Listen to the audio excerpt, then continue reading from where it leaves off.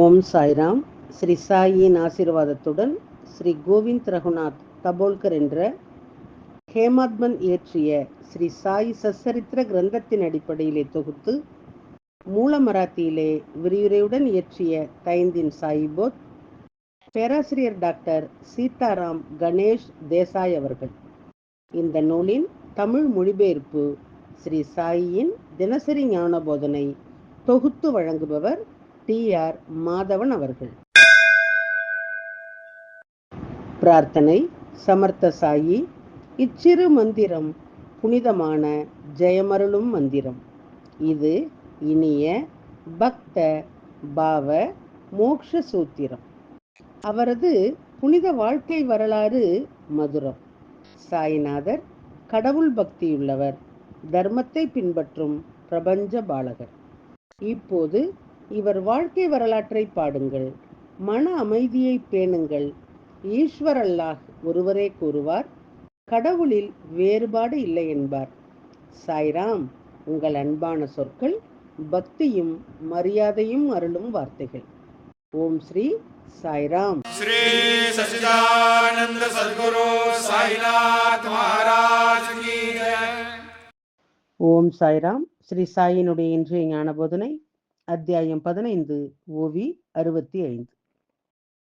பிறகு படித்தால் தத்தா கிடைத்தது சர்க்கரை என்ற பலமான குறிப்பை கொடுத்தார்.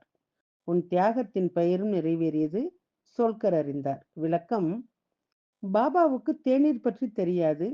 பிறகு அந்த நொடியிலே தேநீர் ஏன் அவனுடைய நினைவுக்கு வந்தது?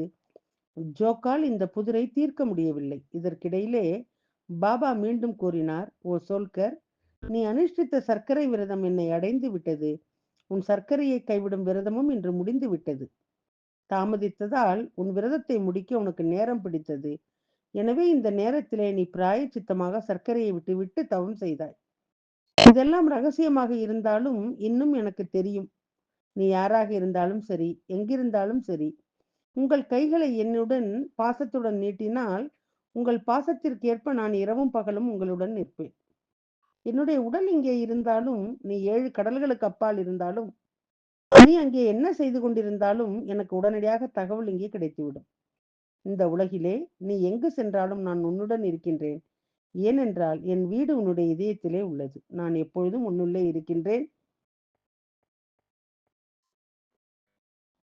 உங்கள் இதயத்திலே இருப்பதற்கு எப்போதும் தலை வணங்குங்கள். அது நான் என்ற உணர்வு அனைத்து உயிரினங்களின் இதயத்திலும் உள்ளது. எனவே நீங்கள் என்னை வீட்டிலேயோ அல்லது சாலையிலோ எங்கு கண்டாலும் நான் அந்த வடிவத்திலே இருக்கின்றேன். பூச்சிகள், எறும்புகள், நீர்வாழ் உயிரினங்கள், பறவைகள் அனைத்திலும் நான் மிகவும் நிலையானவன். உனக்கும் எனக்கும் வித்தியாசம் காட்டாதே. நான் அழியாதவற்றிலே எப்பொழுதும் இருக்கின்றேன் என்பதை அறிந்தவன். பெரிய பாக்கியசாலி. மேலோட்டமாக பார்த்தால் அந்த சம்பவம் சிறியதாக தோன்றியது. ஆனால் அந்த சம்பவம் சோல்கருக்கு என்ன ஒரு பக்தி பிணைப்பை கொடுத்தது. சோல்கரின் எண்ணங்களை அறிந்த பாபா அவருக்கு பதிலளித்தார். பாபாவின் வார்த்தைகள் விலை மதிப்பற்றவை. இது பக்தரின் இதயத்தை ஆழமாக சென்றடைந்தது. அவை அன்பின் தோட்டத்திற்கு ஈரப்பதத்தை கொண்டு வந்து பக்தியினுடைய பயிரை வளர்க்கின்றன. மேகங்கள் கருணையுடன் இருக்கும், மழை பெய்யும், சாதகனின் தாகத்தை தணிக்கும். இதன் விளைவாக பூமி முழுவதும் தண்ணீரால் மூடப்பட்டது.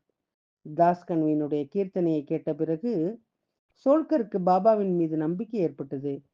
பாபா கற்பிப்பதற்காக இது போன்ற சூழ்நிலைகளை உருவாக்குகின்றார். சோல்கர் வெறும் சாக்குப்போக்கு. அனைத்து பக்தர்களின் நன்மைக்காகவும் பாபா இந்த நன்றியுணர்வை காட்டினார். குறிப்பு: காலம் நித்தியமானது என்ற நம்பிக்கையே பக்தனை சிறந்தவனாக ஆக்குகின்றது. ஓம் ஸ்ரீ சாய்ராம். ஸ்ரீ சாயினுடைய தினசரி மற்றொரு ஞான போதனை அடுத்த தொடரிலே கேட்கலாம். சாயியை பணிவோம். சாந்தி நிலவட்டும்.